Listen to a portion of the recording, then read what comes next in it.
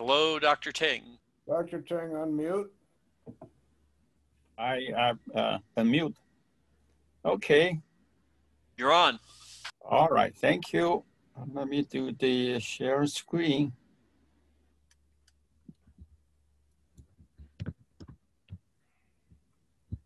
Share with computer.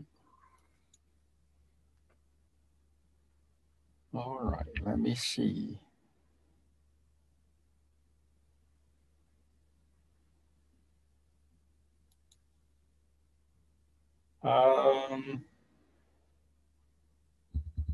Can people see it? I see your PowerPoint. Okay, good, good. All right, then just let me go through it. Okay, so we have the COVID-19, and the last time I checked yesterday, 233K deaths in US and 1.14 million deaths in the world. Okay, these are the history of my downloads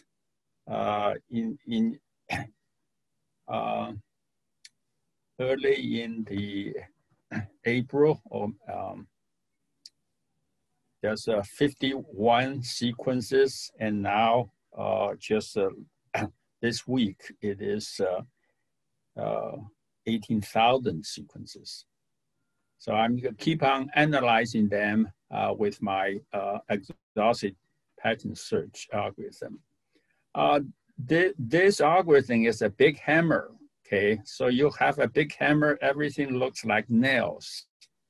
And so that I just use it to analyze the various sequences. But it is quite inefficient, okay? And it assumes that all 20 nucleotide patterns in a virus are unique. Okay, if there are repeated 20 nucleotide patterns, and they will cause errors in while I'm assembling the matched sequences. And these errors are difficult to find and to fix.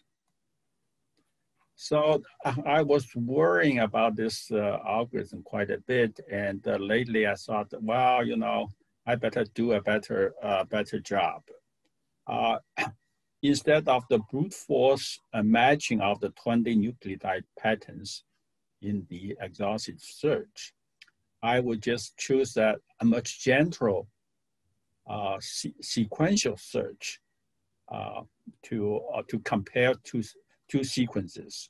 And I call this a turtle search. And here is a picture of the turtle search. I have two sequences.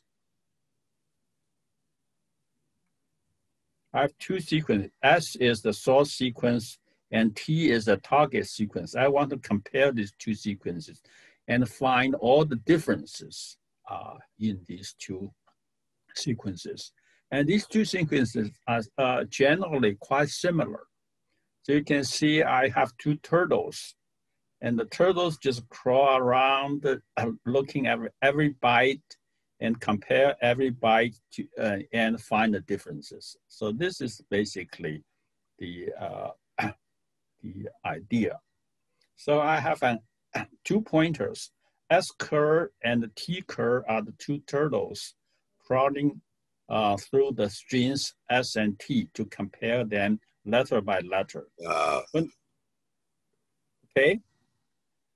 When the turtles find mismatched substrings, they spit out the mismatched substrings to an output file.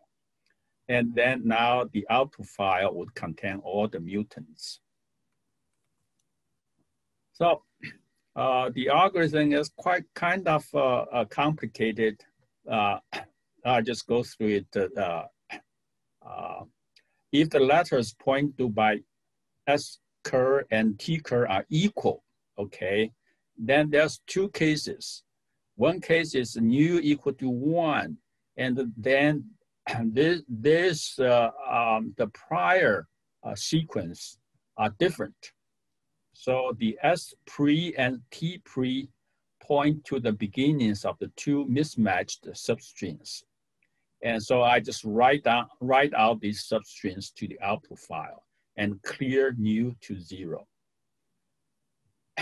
If new is equal to 1, and so this pair of characters are just the continuation of a matched sequence. So all I have to do is increment S cur and T cur.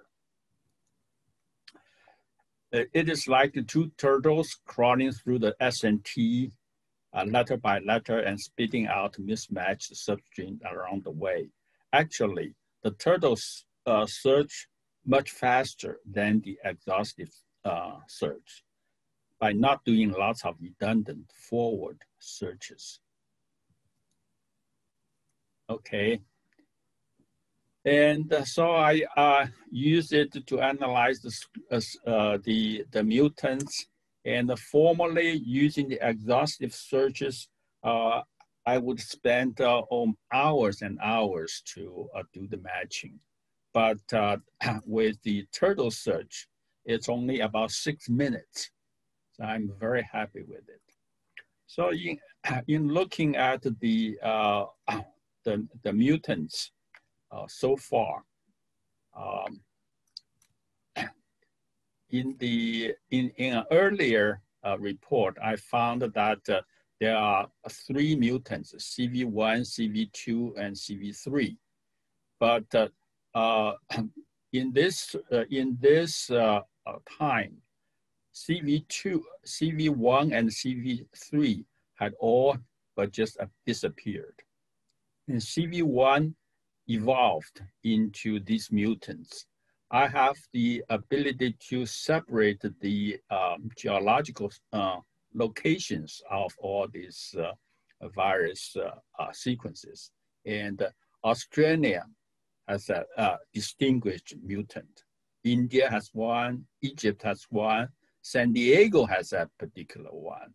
And of course, this is Washington State. Develop its own pattern. And the Indian mutant has these very, Florida has its own mutants, and Wisconsin has it. And so I'll show you the patterns.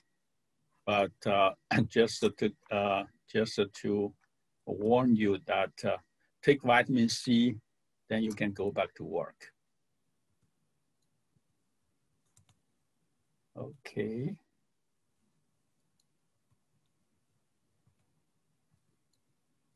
All right, let me go to see if I can.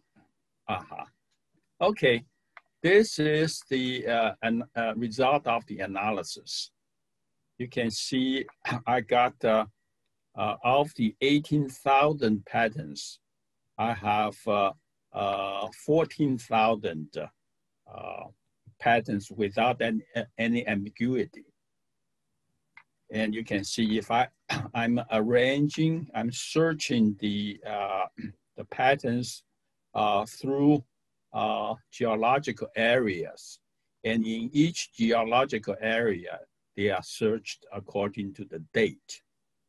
So in Australia, you can see there's a very distinguished pattern, and with about 10 different mutations.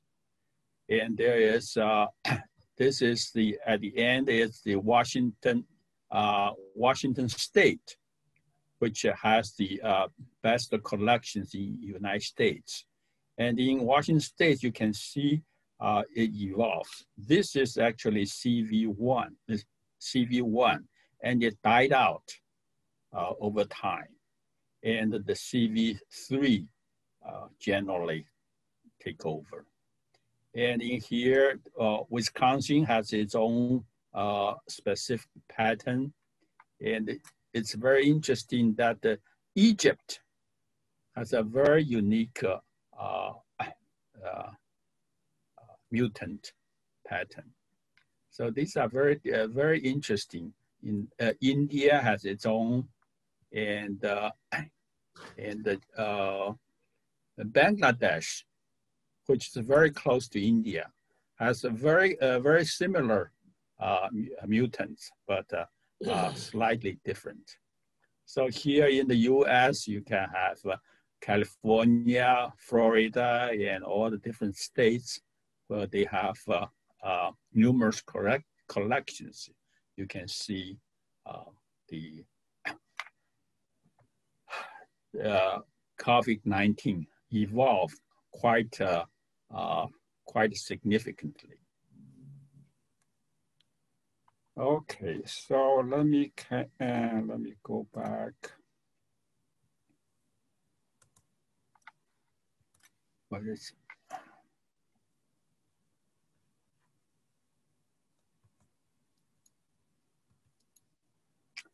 Okay, thank you very much. Let me just stop sharing.